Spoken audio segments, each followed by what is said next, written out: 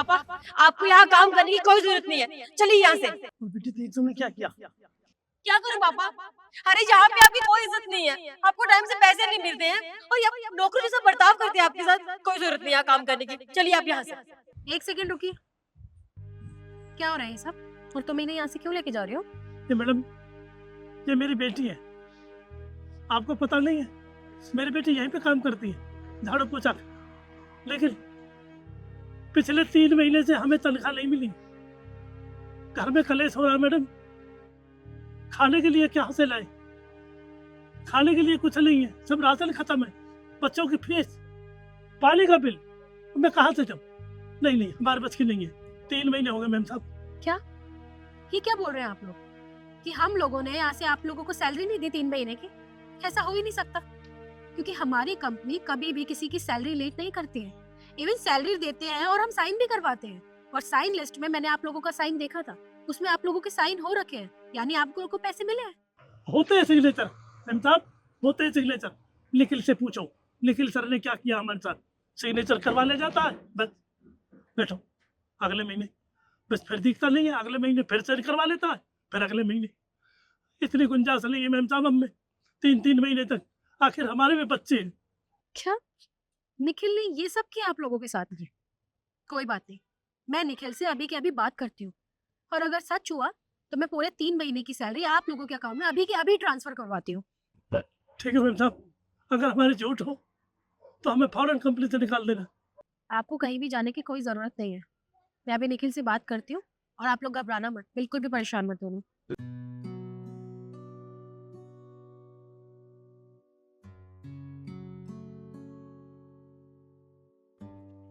पापा, अब सब कुछ ठीक हो जाएगा, ठीक है?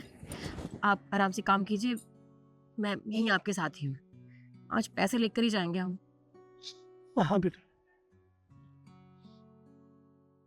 जी मैम, आपने बुलाया मुझे? हाँ निखिल, मैंने तुम्हें बुलाया, मैंने सोचा आज तुम्हारी सैलरी दे दूं तुम्हें। ये फॉर्म है, तुम इसमें साइन। मैम पर इस पे साइन क्यों करने हैं? अरे तुम्हें बहुत अच्छे से पता तो है कि हम सैलरी देने के बाद एक फॉर्म पे साइन करवाते हैं, उससे हमारे पास प्रूफ रहता है कि हमने सबको सैलरी दे दी है।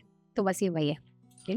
तो मैम, अभी तक तो आपने मुझे मेरी सैलरी नहीं दी। आप पहले मुझे सैलरी दे देते, उसके बाद मैं साइन कर देता।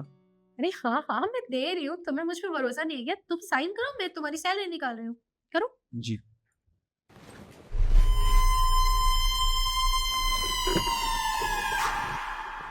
ये लीजिए मैम। ठीक है फिर जाओ तुम। चाहो मतलब? मैम अभी तो आपने मुझे सैलरी भी नहीं दिया और आप जाने की कह रही है मुझसे। ये कैसी बातें कर रहे हो तुम? मैंने तुम्हें अभी अभी तो सैलरी दी है, तभी तो तुमने साइन किया। हम बिना किसी को सैलरी देने से पहले साइन लेते ही नहीं है, तो तुम कैसी बातें कर रहे हो? दे तो दी, अब जाओ। मैम ये कैसी बात कर रही हैं आप? देखिए, अभी आपने मुझसे साइन करवाया, मुझे सैलरी भी नहीं दी। हो क्या है आपको? अरे मुझे मेरे पैसे तो दीजिए। अच्छा, अब तुम्हें तुम्हारे पैसे नजर आ रहे हैं, और उनका क्या? जिनको तुम पैसे नहीं देते और साइन करवा लेते हो, उन्हें बेवकूफ बना देते हो। हाँ, मैम आप कहना क्या चाह रही हैं? मैं बताती हूँ, मुझे सब पता है जो तुमने सिक्योरिटी गार्ड के साथ किया। क्या करते हो तुम उनके साथ? उनके भोलेपन का, उनके ना पढ़े लिखे होने का फायदा उठाते हो, उनसे फॉर्म पे साइन ले लेते हो और उनके बाद उसे पैसे नहीं देते। और वो गरीब लोग तुमसे कुछ कह भी नहीं पाते, क्योंकि तुम उन्हें डरा धमका देते हो। और आज जब तुम्हारी सैलरी की बात आई, तुम्हारे ऊपर बात आई, तो तुम्हें सब कुछ याद आ गया। क्यों? उनके कोई खर्चे नहीं है। वो गरीब लोग हैं, तो इसका ये मतलब नहीं है कि उनका कोई खर्चा नहीं है। अरे उनका भी घर परिवार है, उनके भी बच्चे हैं, उन्हें भी पैसों की जरूरत होती है। वो दिन रात यहाँ मेहनत करते हैं, सुबह टाइम से आते हैं और सबके बाद जाते हैं। उसके बाद भी उन्हें उनकी मेहनत की सैलरी नहीं मिलेगी तो उन्हें कैसा लगेगा? कभी सोचा है तुमने उनके बारे में? लेकिन नहीं, तुमने अपने लालच में आके उन्हें बेवकूफ बनाना जरूरी समझा और उनके सारे पैसे अपने पास रखते हो। मैम देखिए, मुझे माफ़ कर दीजिए। मुझे पता है मुझे ये सब नहीं करना चाहिए था, पर मुझे लालच आ गया था। मैंने सोचा था कि वो तो गरीब लोग हैं, अनपढ़ लोग हैं, अगर थोड़े बहुत पैसे उनसे ऐसे ऐड भी लूँगा तो उन्हें क्या ही पता चलेगा। पर मैम मुझे नहीं पता था मेरी छोरी पकड़ी जाएगी। देखिए मैम, मुझे माफ़ कर दीजिए। आज के बाद मैं कभी ये गलती दोबारा नहीं करूँगा। तुम्हारी गलती माफी के लायक नहीं है, पर मैं फिर भी तुम्हें एक मौका देती हूँ। तुम्हें पता है वो गरीब जरूर है, लेकिन बेवकूफ नहीं है। आज के बाद किसी के भी साथ ऐसा मत करना, वरना मैं तुम्हें कभी माफ नहीं करूंगी और पुलिस के हवाले करूंगी। आज तुम्हें लास्ट वार्निंग देके समझा रही हूँ, और रही बात तुम्हारी सैलरी की, तो तुम्हें सैलरी नहीं मिलेगी। तुम्हारी सैलरी से मैं उनके सारे पैसे दूंगी जो तुमने अब तक उन्हें दिए नहीं थे। उसके बाद जो बच जाएंगे वो तुम्हें मिल जाएंगे। मैम पर मुझे तो इस मेरे सैलरी की बहुत ज़रूरत थी। तो निखिल, ये तो तुम्हें तब सोचना चाहिए था जब तुमने उनके साथ वो सब कुछ किया। उन्हें भी बहुत जरूरत थी, और उन्हें ना कहीं ज्यादा जरूरत थी तुमसे। वो गरीब लोग। अब तुम जाओ यहाँ से, वरना मैं पुलिस को कॉल करने में ज्यादा टाइम नहीं लगाऊंगी। जी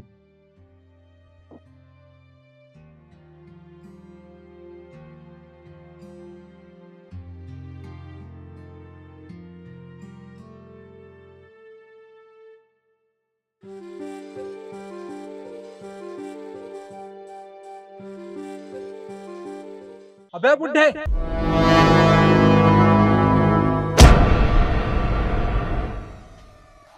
कहाँ चला आ रहा है तू? है अमीरों का घर देखा नहीं कि भीख मांगने के लिए आ गया यहाँ पे?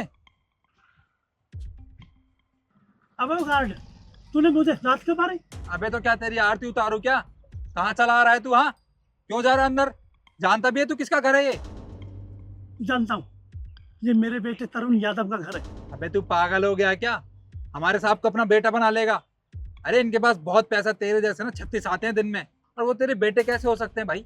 तू अपना हुलिया देख, कैसा गवारों का हुलिया है तेरा। तेरे बेटे का घर कहीं झुग्गी झोपड़ी में होगा। देख सामने झोपड़ियां बन रही है, वहां जाके देख, वहां होगा तेरा बेटा, यहाँ नहीं। अच्छा, तो ये देख एड्रेस। इसमें क्या लिख रहा? इंग्लिश में लिखा है, इंग्लिश में देख, पढ़ना आता हो। अगर पढ़ना आता हो तो देख। अरे हाँ, एड्रेस तो यहीं का लिखा है। ये तो सही सही एड्रेस है ये। कहीं ये सच तो नहीं कह रहे? एक काम करो, तुम ये रखो, मैं अभी अंदर मेम साहब से पूछ के आता हूँ। हाँ हाँ, पूछ कर आओ, और जल्दी आना, इतना टाइम नहीं है मेरे पास।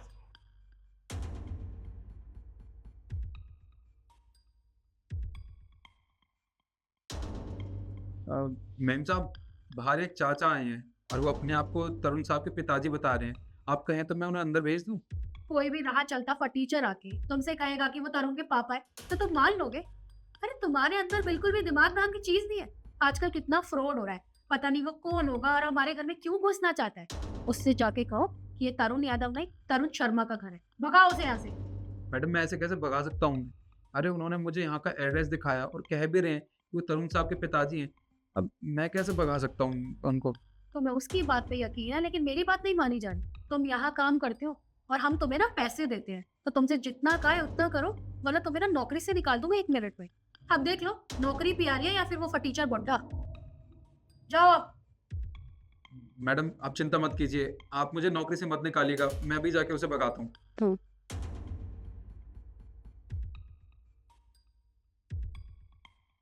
ओ बुड्ढे, निकल निकल यहाँ से, चला जा यहाँ से।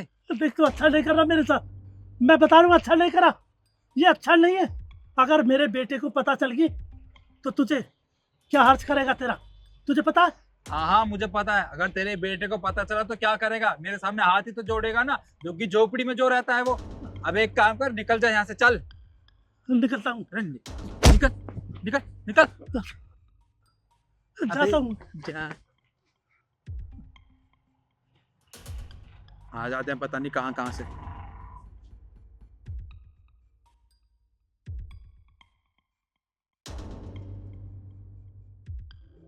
चल, गया वो मुंडा? जी मैम साहब, जैसा आपने मुझसे कहा था, मैंने धक्के और लात मार के उसको निकाल दिया यहाँ से। पर एक बात बताइए, वो था कौन? तरुण के पापा। क्या?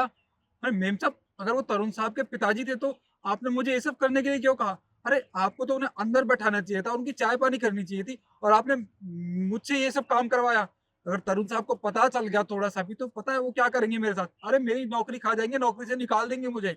कौन बताएगा उनको? मैं तो बताने से नहीं, और तुम डर के मारे नहीं बताओगे। तो चल करो, अपने काम पे ध्यान दो। आज के बाद दिखे ना यहाँ पे तो ऐसा भगाना दोबारा जो इस सड़क पे आने से पहले भी ना 100 बार सोचे। काम कर दो।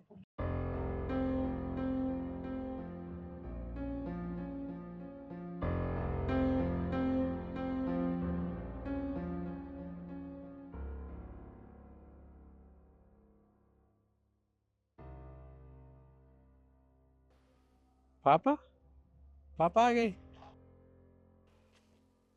अरे पापा, नमस्ते।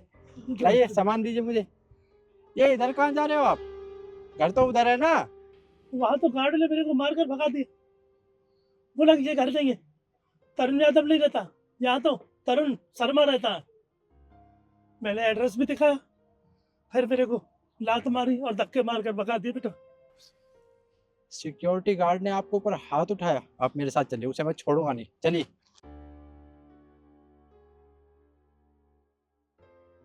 अबे ओए, तेरी हिम्मत कैसे हुई मेरे पापा पर हाथ उठाने की? साहब देखिए, ये सब मैंने जानबूझ के नहीं किया। जब ये यहाँ पे आए थे तो मैं अंदर गया था मेम साहब से पूछने कि तरुण साहब के पिताजी आए हैं बाहर, पर उन्होंने मुझसे साफ साफ कहा कि उन्हें यहाँ से धक्के मार के निकाल दो। और सच में साहब, इसमें मेरी कोई गलती नहीं है, ये सब मैंने मेम साहब के कहने पे किया था। और मुझे नहीं पता था ये आपके पिताजी हैं, वो तो मेम साहब ने बाद में बताया जब मैंने इन्हें यहाँ से धक्के मार के निकाल दिया। अगर मुझे पता होता कि आपके पिताजी हैं तो मैं आपसे जरूर एक बार फोन करके पूछता साहब। अपनी गलती छुपाने के लिए मेरे से झूठ बोल रहा है? साहब मैं अपने बच्चों की कसम खा के कह रहा हूँ, मुझे नहीं पता था, मेरी इसमें कोई गलती नहीं है। आप चाहें तो मेम साहब से पूछ लीजिए। वो तो मैं पूछ ही लूंगा। अब तू एक काम कर, ये बैग पकड़ और पापा को गाड़ी में बैठा, जब मैं तुझे बुलाऊं अंदर आ जाइयो।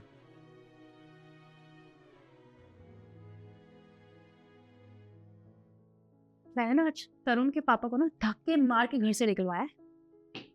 अब सुन, तरुण आ गए, बाकी बात करते हैं। आ गए तो मैं तुम्हारे लिए कॉफी बना दिया। नहीं नहीं, यहीं पे बैठो। मुझे ये बताओ कि पापा आए थे? पापा नहीं तो अगर आए होते तो घर पे तुम्हारे सामने ही होते ना। पापा नहीं आए। क्या पापा नहीं आए? 5 बजने वाले हैं और पापा अभी तक नहीं आए। मुझसे कहा था कि पहुंच जाऊंगा टाइम से। तुमने मुझे कहाँ बताया था कि पापा जी आने वाले हैं? अगर मुझे बताया होता तो मुझे पता होता ना। मुझे नहीं बताया तुमने, शायद नहीं आ रहे होंगे, थोड़े दिन बाद आ रहे होंगे। एक काम करता हूँ, गार्ड से पूछता हूँ, उसे जरूर पता होगा कि आए या नहीं आए। राजू! जी साहब। तू मुझे ये बता कि पापा आए थे? जी हाँ साहब, आपके पिताजी आज घर आए थे। तो कहाँ है? साहब वो जब आपके पिताजी घर पे आए थे तब अंदर आके मैंने मेम साहब को बताया था, पर इन्होंने मुझसे कहा कि उन्हें धक्के मार के यहाँ से निकाल दूँ। साहब देखिए, इसमें मेरी कोई गलती नहीं है, मैं तो मामूली सा गार्ड हूँ, यहाँ पर नौकरी करता हूँ। अब जो आप लोग कहते हैं वो तो मेरा मानना ड्यूटी है ना मेरी। साहब ये सब मैंने इनके कहने पे किया था। इसने ना मुझे सब कुछ बता दिया, लेकिन मुझे यकीन नहीं हुआ कि तुम मेरे पापा के साथ ऐसा कर सकती हो। तुमने क्यों किया? मेरे सामने तो इतना अच्छे से बात करती हो मेरे पापा से, पापा जी, और मेरी पीठ पीछे तुमने उन्हें घर से बाहर निकाल दिया। हाँ, मैंने किया ये सब कुछ। और ये बताओ कि मैंने गलत क्या किया? अरे तुम्हारे पापा के सामने मैं ऐसे कपड़े नहीं पहन सकती। उनको तो एक बहुत अच्छी घरेलू बहू चाहिए थी, जो सूट सलवार ये सब कुछ पहन के रखे, दिन रात उनकी सेवा करे। मैं नहीं कर सकती। वो यहाँ पे रहेंगे, बहू ये कर दो, बहू वो कर दो। इस घर की बहू हूँ, नौकरानी नहीं हूँ। मुझसे नहीं होती उनकी सेवा। सुबह 4 बजे उठो, खाना दो, चाय दो, नाश्ता बनाओ, नाश्ता बनाते बनाते लंच की तैयारी करो, लंच बनाते बनाते रात हो जाती है, उनके लिए डिनर बनाओ। मुझसे नहीं होता ये सब। मैं नहीं कर सकती उनकी सेवा। 2-3 दिन नहीं, वो रहेंगे इस घर में। तुम एडजस्ट नहीं कर सकती ना उनके साथ, तो ये घर छोड़कर जा सकती हो। मुझे कोई जरूरत नहीं ऐसी बीवी की। हम कैसी बातें कर रहे हो? मैं तुम्हारी वाइफ हूँ। पूरी जिंदगी तुम्हें मेरे साथ रहना है, अपने पापा के साथ नहीं रहना। वो आज है कल नहीं होंगे यार। हम दोनों हस्बैंड वाइफ है एक दूसरे के लिए। तुम कहना क्या चाहती हो? मैं अपने उस बाप को छोड़ दूं जिसने मुझे पढ़ाया लिखाया, इस काबिल बनाया? कामयाब हूँ जो भी हूँ, मैं अपने बाप की वजह से हूँ। और तुम ये कहते हो कि मैं अपने पापा को गांव में अकेला छोड़ दूं और तुम्हारे साथ रहूं? ऐसा बिल्कुल भी नहीं हो सकता। देखो यीशु, तुम्हारी अहमियत अलग है और पापा की अहमियत अलग है। मैं छोड़ किसी को भी नहीं सकता, लेकिन अगर तुम मेरे पापा के साथ नहीं रह सकती तो मुझे तुम्हारे साथ नहीं रहना। देखो तरुण, प्लीज तुम मुझे माफ कर दो और मुझे ऐसे छोड़ो मत। मैं कहाँ जाऊंगी? मेरा कौन है तुम्हारे अलावा? मैं तुमसे बहुत प्यार करती हूँ। देखो अब ठीक है, पापा जी की बात है ना, तो आज से हमारे साथ इसी घर में रहेंगे और मैं उनकी बहुत सेवा करूंगी। मैं कभी उनसे पलट के जवाब नहीं दूंगी, उनका बहुत ख्याल रखूंगी। प्लीज तुम मुझे माफ कर दो, मुझे मत छोड़ो। माफी मुझसे नहीं, पापा से मांगो। राजू, गाड़ी में से पापा को लेके आ।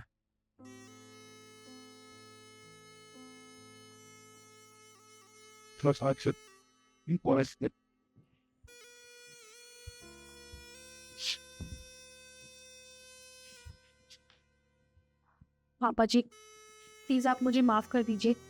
ये सब कुछ जो भी आपके साथ हुआ है ना, वो मैंने ही कराया था। लेकिन मैं कभी दोबारा आपके साथ ये सब नहीं होने दूंगी। आपका बहुत ख्याल रखूंगी और किसी भी चीज़ की कमी महसूस नहीं होने दूंगी। बस प्लीज़ मुझे माफ़ कर दीजिए। चलो मैंने तो माफ़ किया बेटा, पर आगे से ध्यान रखना, कभी भी ऐसा काम नहीं करना। देखो तुझे पता है मेरे पे क्या गुजरी है। मैंने कभी भी नहीं सोचा था अगर मेरे साथ ऐसा बहू करेगी। बहुत गलत करते तो आंदा ने ऐसा नहीं करना बेटा, कोई बात नहीं। ये गलती तुमने इस बार तो कर दी है, लेकिन आगे से तुम्हारी गलती की कोई माफ़ी नहीं होगी। अब एक काम करो, जाकर अच्छी सी चाय बना कर लाओ। पापा, आप आइए, बैठिए। पापा, आप बैठिए, बैठिए, तू जा।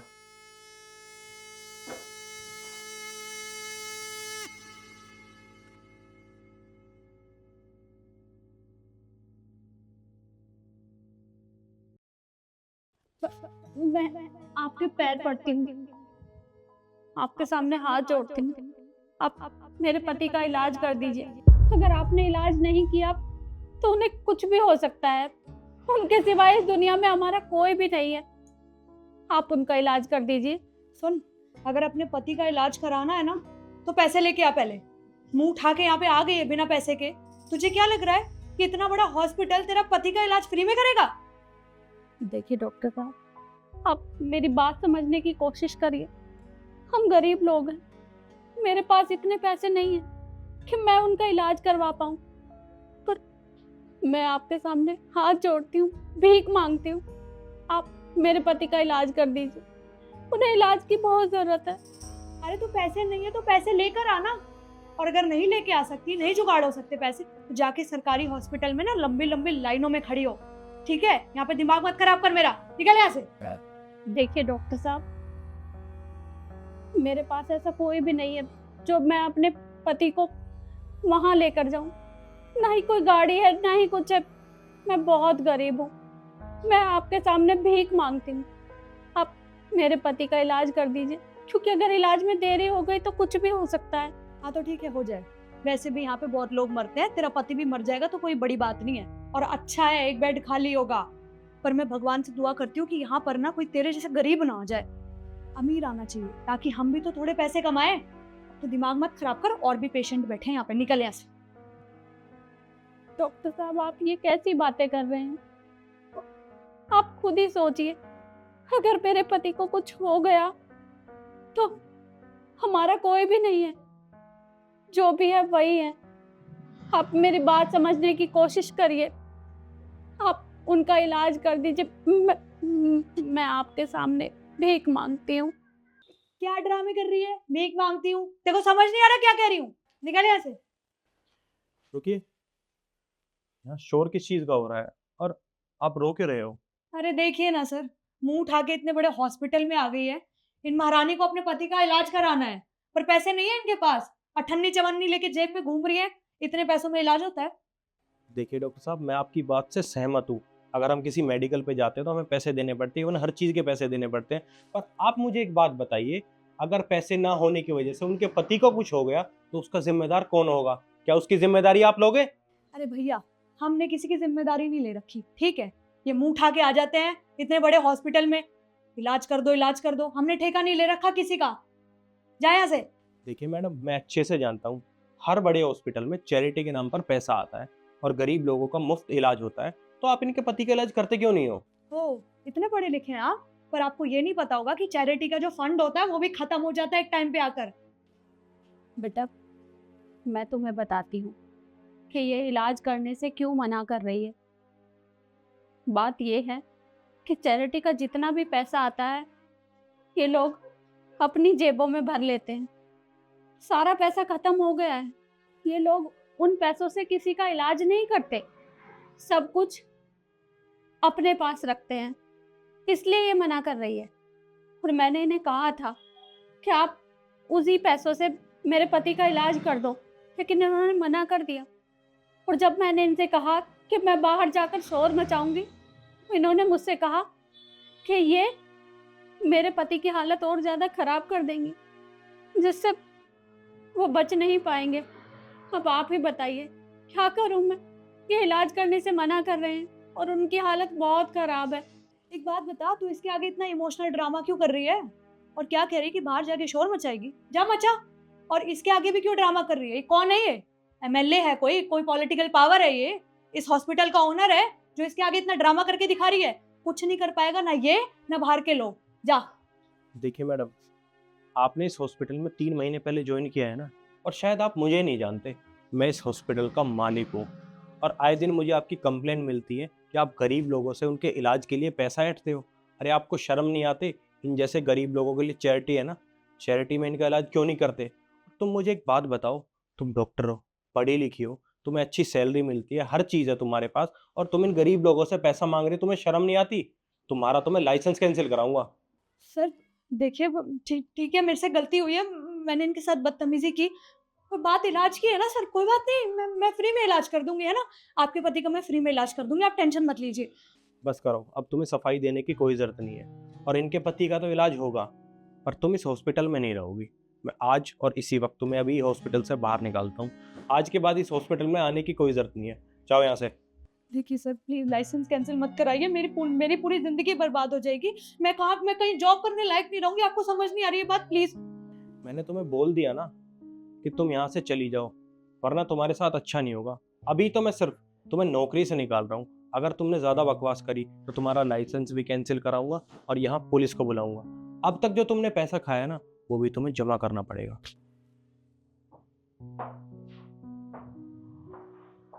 और आंटी जी, आप चिंता मत कीजिए, आपके पति का इलाज होगा और वो भी बिल्कुल मुफ्त।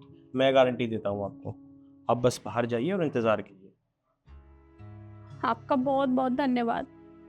आपको नहीं पता, अगर आप समय से नहीं आते तो मेरे पति को कुछ भी हो सकता था। देखिए आंटी जी, आप रोइए मत। मैंने बोला ना कि मैं गारंटी लेता हूँ कि आपके पति का इलाज होगा और वो बिल्कुल सही हो जाएंगे। आप बस भगवान से दुआ कीजिए और बाहर इंतज़ार कीजिए। जी। आइए।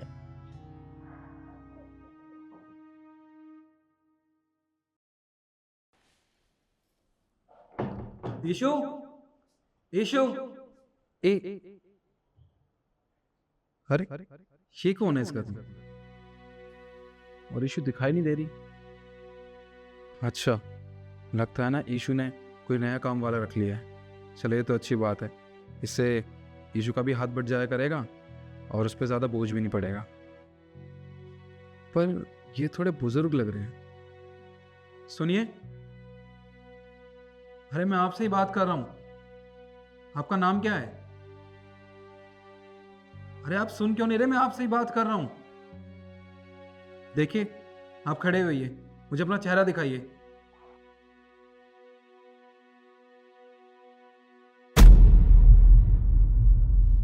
पापा, आप ये क्या कर रहे हैं?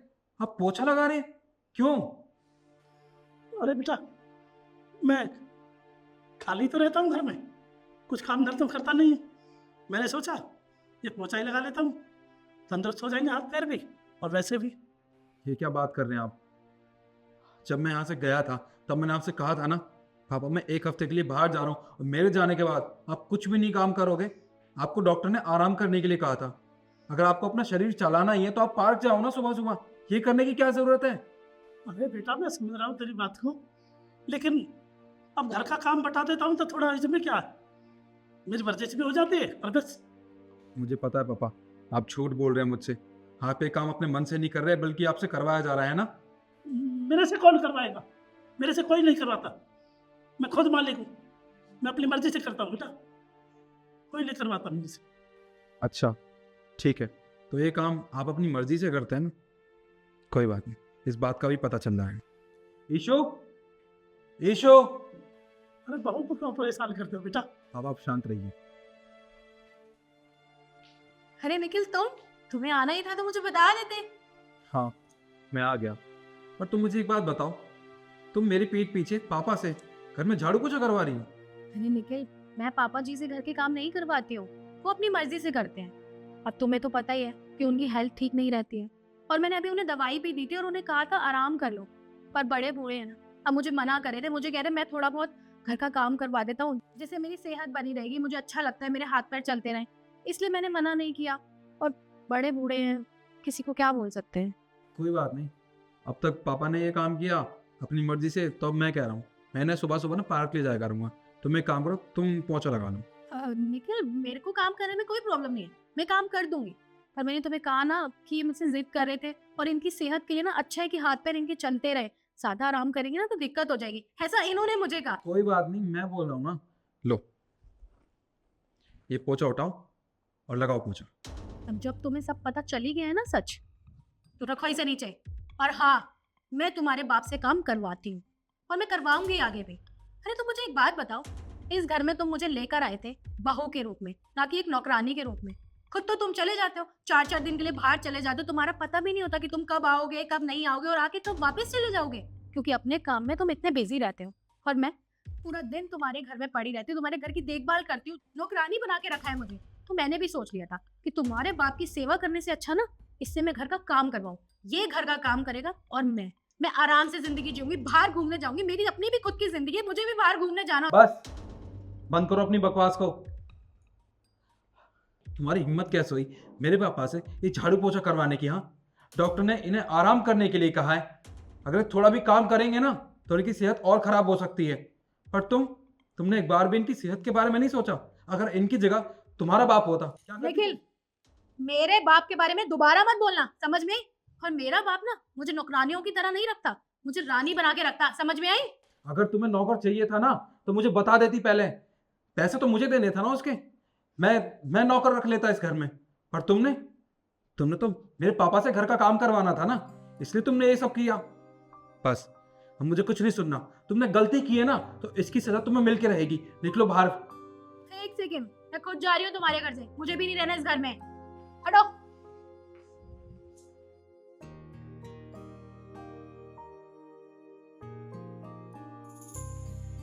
पापा, आपके साथ इस घर में इतना कुछ होता रहा, आपने मुझे एक बार भी नहीं बताया। पर कोई बात नहीं, अब मैं आपके साथ ऐसा कुछ भी नहीं होने दूंगा, हमेशा आपके साथ रहूंगा।